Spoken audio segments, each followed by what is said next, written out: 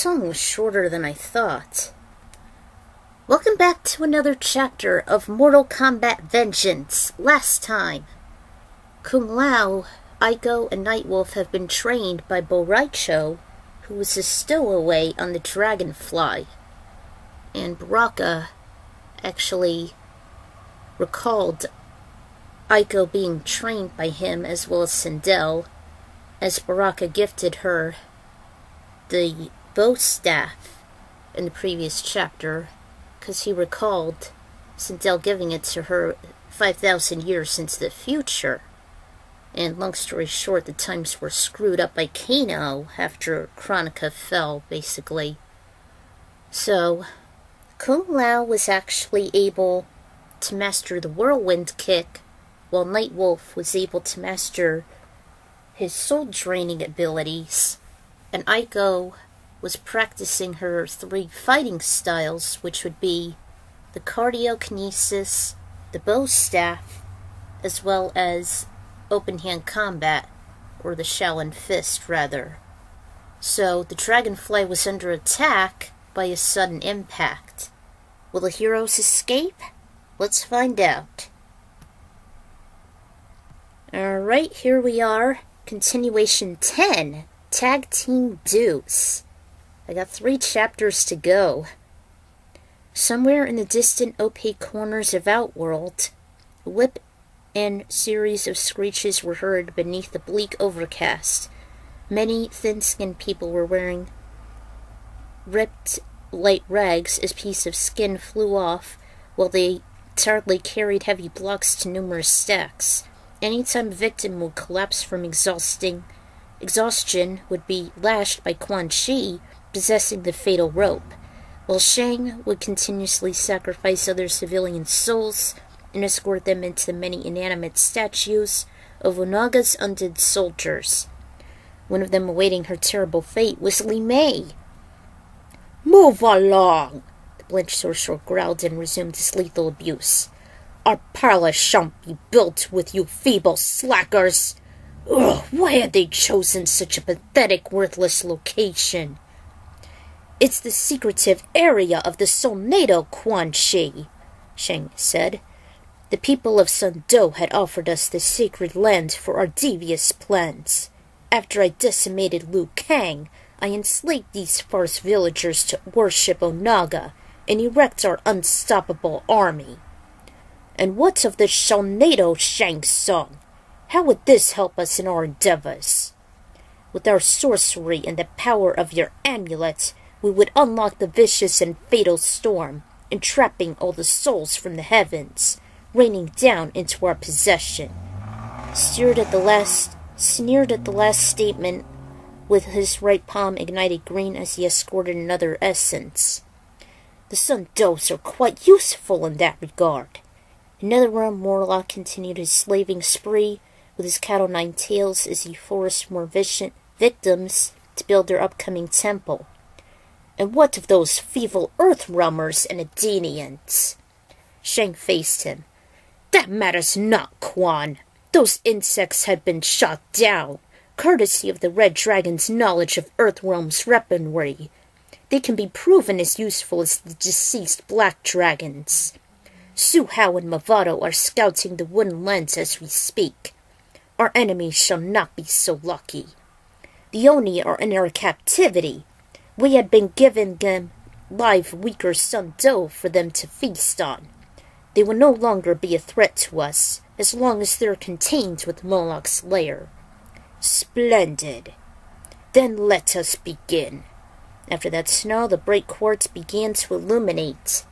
Oh boy. About a few miles away from the crash site, where the Dragonfly met its burning demise, Kung Lao slowly rose his head as he moaned.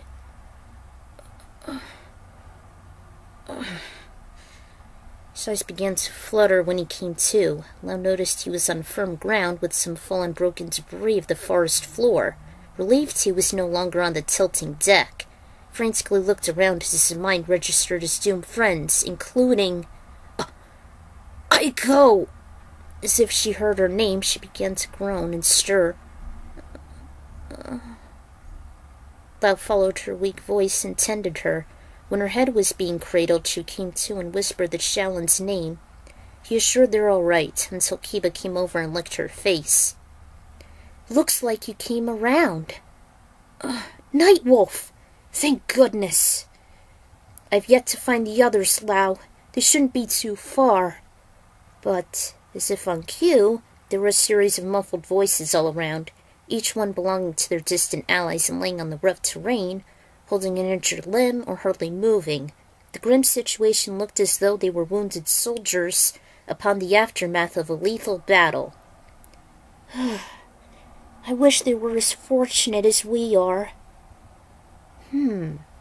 "I think I know how to revive them, all at once and fully. However, it may attract other enemies to us. We don't have much time." "We'll need all the help we can get," Liu added, in Raiden's amulet. Lao and Aiko nodded to the late champion's suggestion, eventually easing Nightwolf's indecision. While the couple sat idly, the Matoken walked a few feet away before he rose his arms and descended himself as a sort of summon. "Ancestors, give me strength." Large white light from the sky descended onto the land in a few inches from where he stood. Each of the fallen's bodies began to shine that same shade until the large beam dissipated after several seconds. Aiko and Lao just pondered what just transpired. "Could it be we're being healed?" Shaolin didn't say anything. I think you three had also been recuperated." "How so?" "Well," before he started his statement, Nightwolf's ritual had completed. Everyone began to rise, even the heavier ones. The blind Kenshi stood with minimal effort. The healthy trio did a quick roll call mentally, and almost forgotten Baraka. They still weren't used to having a Tarkatan join their ranks. I don't blame them. The heroes began to gather towards Aiko, Lao, Nightwolf, and mostly to the Special Forces agents who were the closest to them. "That was some quick thinking on Kung Lao's part, teleporting us off deck." "Whew, it certainly was risky. I could have sworn I'd broken a bone." She inspected herself, though she was surprised she only felt some discomfort. "No need to worry. No need to worry about me, lovely ladies. I can just as well bounce." Typical beau. "Good thing Frost and I thought twice and used our ice lakes to evaluate." Same thing went with my spear. The group clustered together and Nightwolf pointed toward the source of the immense darkness emanating from the Deadly Alliance, toward a towering fortress just a few miles away. It stood gloomily over the thick bushes yonder. "We may need to enter discreetly. We cannot let our enemies suspect us." "God damn it! I can't believe we have to go on foot again. I was having the time of my life during that luxurious, though primitive piece of transport." "The Dragonfly is no more. I too am going to miss that vessel. Let's get moving." Combatants slowly trekked toward the looming palace, with Nightwolf and Kiba leading the way. Even Baraka was surprisingly staying as cool as a cucumber, very unlike the typical Tarkans. Even when Kiba let out some sniffs and soon a whimper, Nightwolf hesitated. He knew this couldn't be good, even distressful as a sign of upset or injury. Kenshi took the front and could sense people in a grave danger. He mentioned prisoners are being tortured through the nearby tunnels. The wolf licked his lips and used his snout to point the way. "Let's go." Everyone considered the Vigilance lead, even Baraka. The OIA taking the rear, excepting Kenshi, who remained close to the leaders. The group trodden through some straightforward, narrow subterranean tunnels. They weren't so blindingly dark and a bit snug. It wasn't long before their eyes beheld some faded orange hues as if belonging to torches. The cavern was spacious, with an elaborate platform. He wondered what the foreign symbol belonged to, though it wasn't long for their eyes to register the damage as numerous bloody and torn corpses laid around it. There also appeared to be a pair of tall black stakes, with curved tops shaped like horns and a red door. Everyone felt ashamed of all the victims littering the floor, and it reminded the monks of the attack of the monks. Thankfully, none of them was Li Mei, Bo realized. This is indeed Moloch's lair. Everyone looked at him quizzically. Wait, who is it? Oh. We are now beneath Shang Tsung's fortress. The Onis must be waiting for us. As a Netherrealm Wraith, I used to breach Outworld several times, but I was usually after those two bastards. Unless if I shall see any of you, of course. So that's why we don't see you often. Over here! They followed Kung Lao. They laid him down. This Sundo's victim's too weak to speak. I shall read his mind. He's been a victim of the two Onis. Those brutal bastards have slaughtered his kind. Those who were unable to erect Shang Tsung's palace in order to keep the Onis satisfied. He hesitated. The Onis were planning to exterminate Quan Chi. However, they were overmatched of his loyalty to Shang. His fists curled, reminding him of his assailant, which made him blind.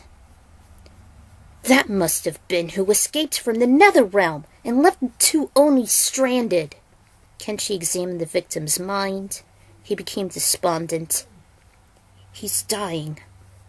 But visions of an emerald storm and entering his mind. Some kind of fatal tunnel encasing souls. He's pleading for us to stop the Onis and the sorcerers. And we need to hurry. Before he knew it, the man became limp. He's gone. Lao just sulked. The bystanders began to feel some stuff, though irritating particles land on them. To the point on...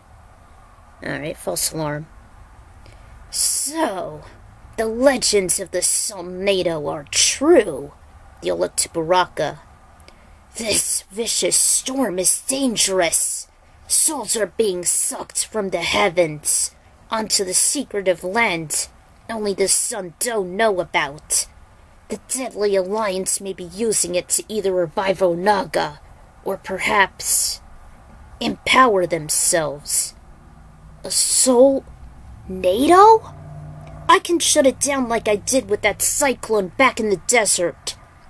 It's not just any tornado, Kung Lao.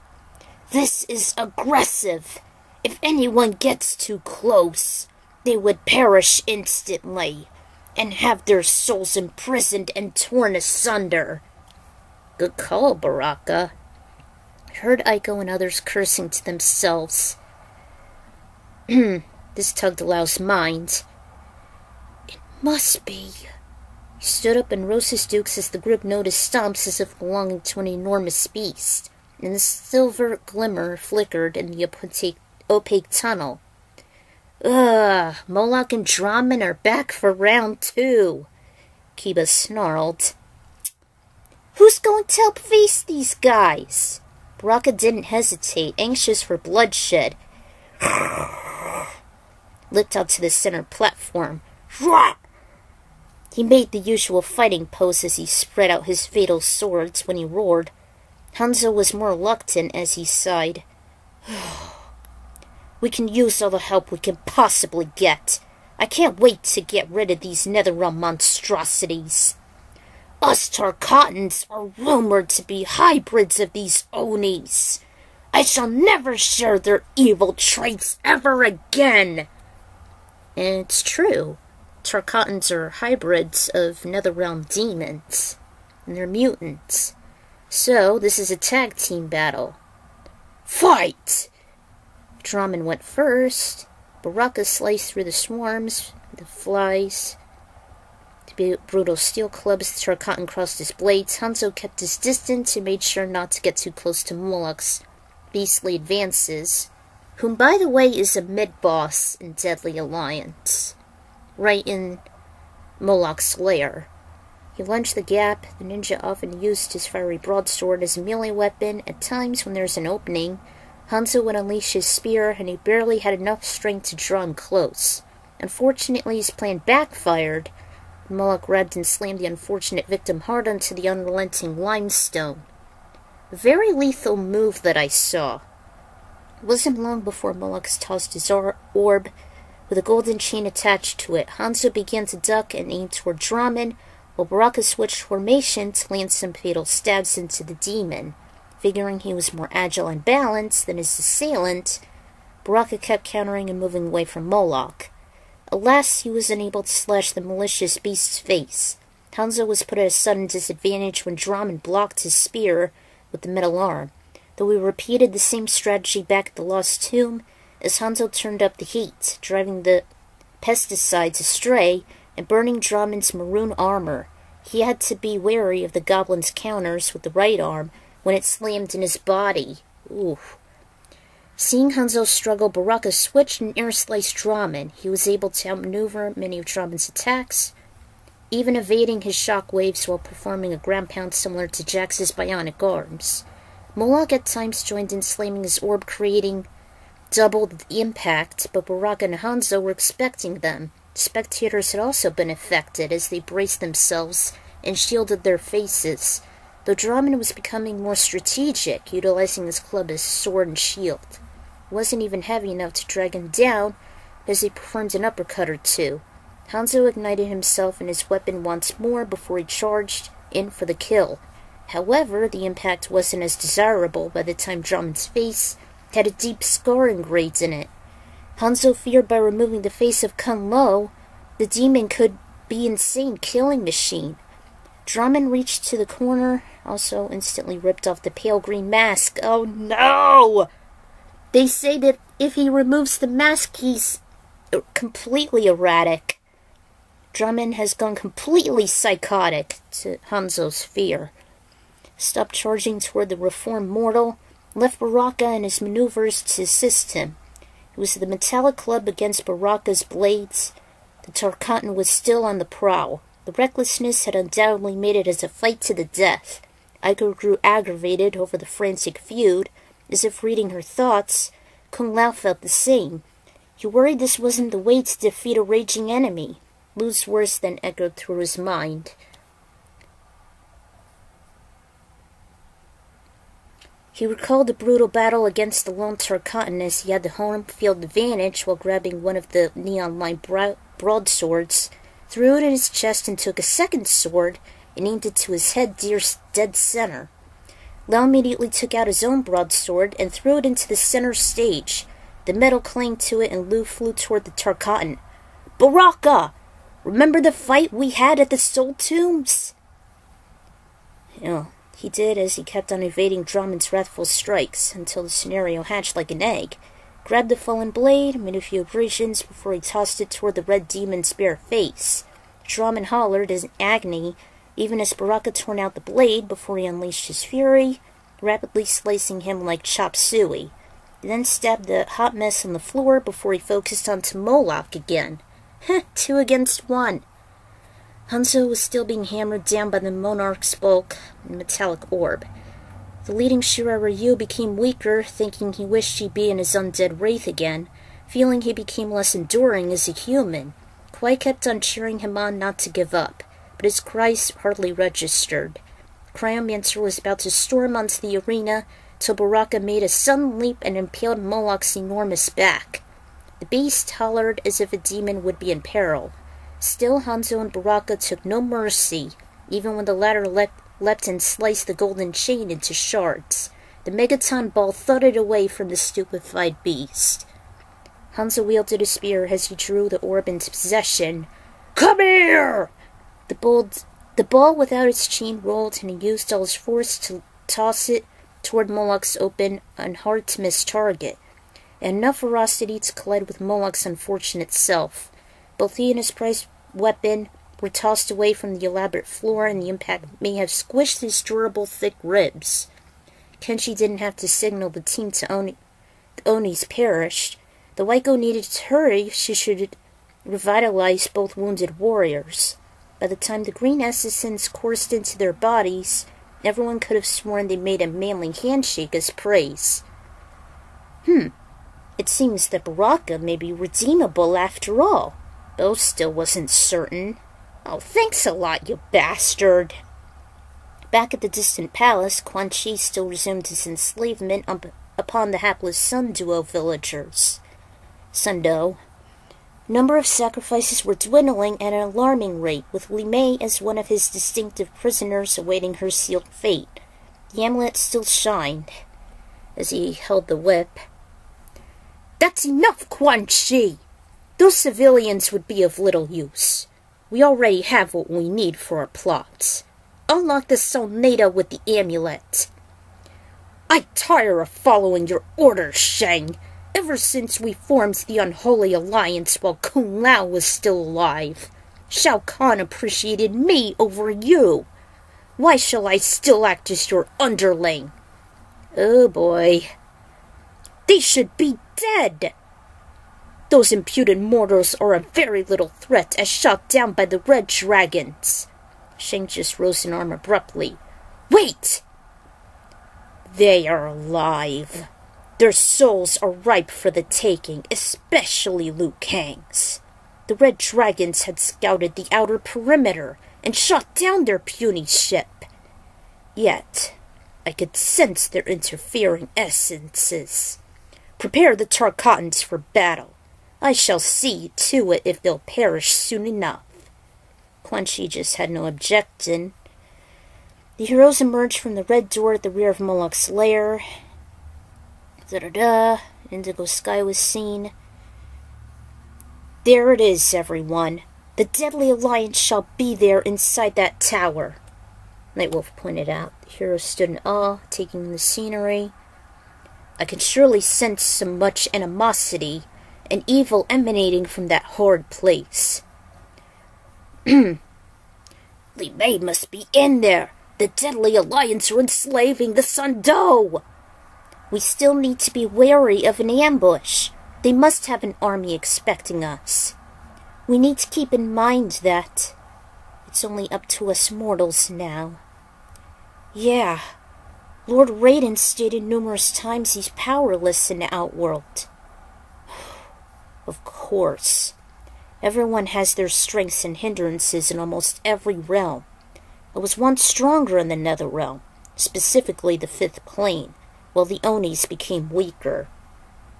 You'll see that later. They seem to have been strengthened once they breached Outworld, even Quan Chi. We seem to be stronger in Antarctica than anywhere else, while also mentioning Frost. And Earth Realm was where Raiden and Fusion gained the most strength than in any other realm, much as Kung Lao in my adventures through Outworld. I guess it's up to us now. Right. Everyone stay close. Baraka just snarled and crossed his blades, prepared for the worst. The group descended, and Naito's heart began to race. The situation was certainly grim. If enemies shall emerge from the outer shadows. Johnny then pressed a button on his wristband, which emitted a blinking red light. We're gonna need backup. Oh, funny thing. When I was taking a break with that chapter, I did it halfway through. This is the halfway point before I took a break. And YouTube used to freeze my web browser, so I gave my computer a hard restart, and it erased the document which had corrupted data. In other words, my progress was erased, so I had to start the second part all over again. Thanks a lot, you corporate bastards. Several miles away at Adenia, Goro was being tended to by Shiva at the throne room. Sindel sat proudly at her throne. Goro, you must relax. The Adenian tea should help you relieve your angst. My people shall be of some assistance to the Earthmen and Adenians, if the deadly alliance shall have an army. But I fear the worst, and if I were to intervene, then it's possible I cannot control my violent urges. I know this must feel like déjà vu, Goro. Alas, I think it's best. You are the former champion and the strongest of your kind. But if I were to face Shao Kahn, I too will be distraught and enraged. I hope Kung Lao would keep his head on. He'll need it. The centaurs may also be willing to join the cause, like everyone did against Shinnok and his own forces. Girl's mind was somewhere else. Kung Lao. Memories drifted to him as Lao's ancestors defeated him in mortal combat, Girl slaughtering him before Tsung imprisoned his soul, then facing the Shaolin monks in Outworld, before being fatally kicked by Johnny, and finally having Lao's honorable descendant make peace with him after Girl signed a peace treaty with the centaurs. For once, I pray to the elder gods he and his comrades will be successful. Asgarth came in. I must address you, Queen Sindel. What news do you bring me, Asgarth? My fellow knights and I had received word from the Earthrealmers. They had engaged the deadly alliance. Everyone dropped. Even Koro's heart sank, as if they were expecting inevitable and mounting despair. Kenshi forced the gang down in a heap. Everyone fell over before a large plasma beam licked them, as if belonging to Cyclops. Jax was the first to unshield himself, and suddenly, Su-Hao! Who was confirmed as the man with the artificial heart, was storming toward the team. Movado was close behind him. Sonya suspected. Hook swords. Those must belong to Cabal, and the Red Dragons must have made enhancements onto them. I'll make sure I rid those treacherous assholes. You can count on that. Johnny stood up. I'm going after him. He may need help with these traitors armed to the bone. Kenshi just stuck out. Wait! You need to stay with Sonya. Jax may be brash, but he could use a balanced partner. I'll take care of the two terrorists. For once, Johnny actually agreed with Kenshi. It wasn't long before the empty battlefield was overtaken by distant blade-wielding maniacs. Uh-oh, the Tarkatans are here. All Barak did was brace himself. Jax ravaged toward Movado, while Kenshi just faced Su-Hao. You treacherous vermin! You betrayed your allies! The minion just spoke. I would not dishonor the Red Dragon clan. I was completing my task at any cost. My primary function was to exterminate the Black Dragons, and nothing more. You would rather cost your loyalty to the Special Forces? Fight! Well, am I out of time? Oh, false alarm. Alright, Kenshi clashed with Su-Hao's Sun Moon Blade. No, this was before Pokemon. Ironically. Jax used his bionic arms, his sword and shield against Movado. His long fist and Wing Chun to his aggressive tactical blows. Even with his hook blades he used to draw on his opponent. Jax was lucky he was geared up to his heavy armor. Being bare-chested with only metallic arms in his possession, he'd be vulnerable. Each impact he was cushioned, yet still Movado was just as lethal, unlike his Black Dragon counterpart Kano, in which he never relied on intimidation and brute force. Su-Hao was a bit too quick for Kenshi, avoiding his telekinetic fields. Even his Sun Moon blades were fatal, as he used one to block with his free hand. Whew. Well, here I go again. Even his Sun Moon blades were fatal, as he used one to block with his free hand to strike. Even though Kenshi was blind, his mind's eyes were still proven useful. However, it wasn't long till the traitor was beginning to have the upper hand. Jax became vulnerable due to his bulk and bruteness, so he decided to switch formations with Kenshi. He focused on Su-Hao and was aware of the igniting heart, always pulsating, and... damn, I don't know how the error got there. And igniting lasers from it. Luckily, they took a second or two to charge, just long enough for an opening. Unfortunately, Kenshi was at the home field disadvantage, while Movado's elongating techniques were the most destructive of them all. Even his severe lunges are stretching his blades and long fists like hook shots. Those are pretty lethal moves. Meanwhile, the combatants had their hands full of the Tarkatan melee. Aiko never had the chance to conjure her cardiokinesis and mostly relied on her bow staff and club. Johnny still remained by Sonya's side while the Edenians functioned as one unit despite having the fans and staff as their main methods, aside from injured limbs, by carnivorous fangs and double blades. Nightwolf signaled Kiba to merge with the Matoken, but even his might was nearly futile, as was Kung Lao's and Bo's despite their skills. Even Lu's spirit declared to lend his astral form, as he could only forcefully push away the advancing horde or utilize his pyrokinesis. Kwai and Frost stuck together like a tongue on a frozen pole, yet still they were overmatched. Who's saying that? There's too many of them! We can't keep fighting like this! Aiko hollered over the roars and clatter of battle. It was even worse as the blades were able to pierce through and even drain the hero's vitality, much as Baraka did against the Shaolin monks. She even spotted the igniting heart, and yet she was too afraid while her arm trembled, thinking it may explode, 'cause it's artificial. Thankfully, though, Jax was able to endure the violent vortexes conjured by Su's Sun Moon blades. They were almost as much as Kung Lao's tornado kicks. Still, one thing was on his mind, the glowing metallic chest plate located at the left side. As versatile as the traitor's blades were, Jax was as flexible. Thanks to the quick thinking and empowering force, even stunning Su with one of his quakes, he was finally able to reach toward the red chute and rip it out with his 2 hands. And that was a cannon fatality, by the way. Su Hao screamed in utter pain before the glowing organ began to lick and cascades of blood oozed out from the new aperture.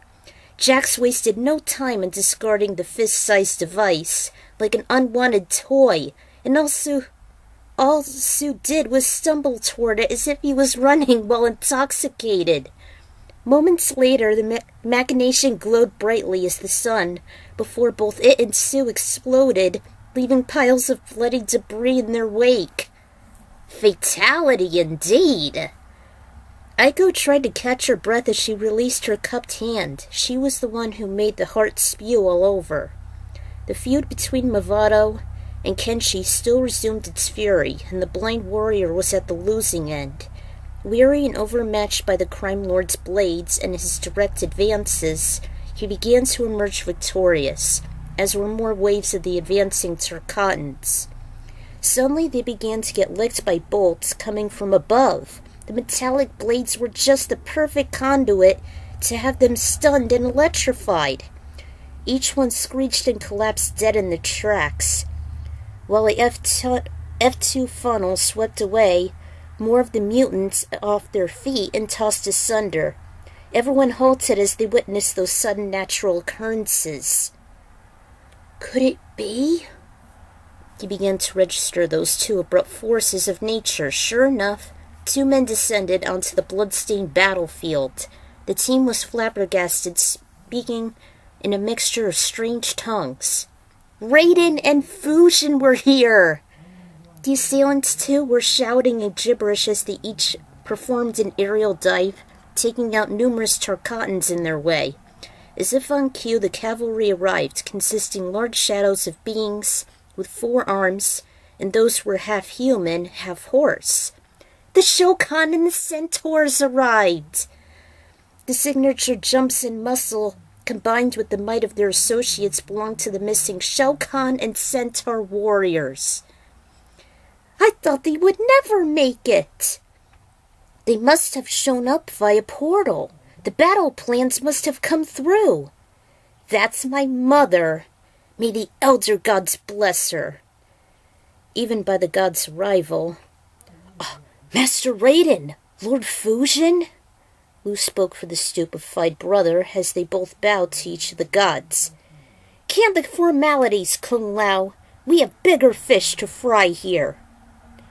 Lord Raiden, I thought you two would be powerless in Outworld. Indeed, Liu Kang. However, we discovered that since we once achieved Elder God status, our abilities had been enhanced, just slightly. We can still be of good use here, but only partially, though I fear we may not be as strong as the Deadly Alliance. We can't stand by idly and let the calamity unfold. Everyone absorbed the gods' determination, even when they willingly discarded their higher peers in order to protect the lesser fortunate. Way to go, brother gods! Those are the ones I really like, and the game should highlight them like this. Still, Kenshi was fighting a losing battle until Jax intervened against Movado. He bashed onto the cruel crime leader constantly, even countering his own lethal sets of Wing Chun techniques. It was just enough to slow down the brute for Kenshi to catch him in his telekinetic field, eventually blowing out his eyes. I just couldn't wait to get it done. Aiko and other spectators had to look away. By the time they came to, Aiko almost instantly registered Kenshi's frail predicament. She began healing duties from some of the enemies she absorbed from, even bits of Sue's. Sonya and Johnny were undoubtedly relieved, since the fatal red dragons had finally bit the bullet. Finally. I was never too crazy about them, but still, whew. Lau looked around for a quick roll call. He noticed someone slipped away. Hey, where's Master Bo? Even Liu was flabbergasted. He hadn't noticed his former sensei at all. I believe he might have slipped under our noses and headed towards that palace. It then occurred to him. He must have been after his student Li Mei. What? A craven play. You said it, Fushin. I should have known we can't trust him. That drunk son of a bitch is so slick. He thinks he can get away undetected, even masking his damn bodily acts. You tell him, Johnny. Then, we must prepare. We may chance a short respite. Can't agree more, Katana. Damn, this was probably one of the most difficult chapters I had to make for this fic. Even worse was that my laptop froze, as I stated before, so I had to give it a hard restart. I should have closed the text file I'd been working with, because when I opened up that same document, the canvas was all blank, and it all turned out to be a corrupt file. I was so pissed since I had to rewrite the battles with the red dragons from scratch, along with any future ideas I came up with. Fucking hell! I may never use that program again, which I am, even currently, but I made sure to close the document when I'm done. Also, I'm so glad I finally got rid of the scrappies consisting of the Onis and the red dragons. I'm sure no one really liked the copy-paste of the black dragons anyway. Not even me, not even 616. Though its mascot and origin were interesting, and Baraka finally had a chance to shine along with Hanzo. So there are the songs for that, yada yada yada. We are finally nearing the last battle and the finale of the epic that took almost 4 months to create. I can't wait to do this and finish the Deadly Alliance once and for all. Yes! I'm almost done with this. Until then, this is the Ikran Writer signing out, and I'll be looking forward to it. See you guys there.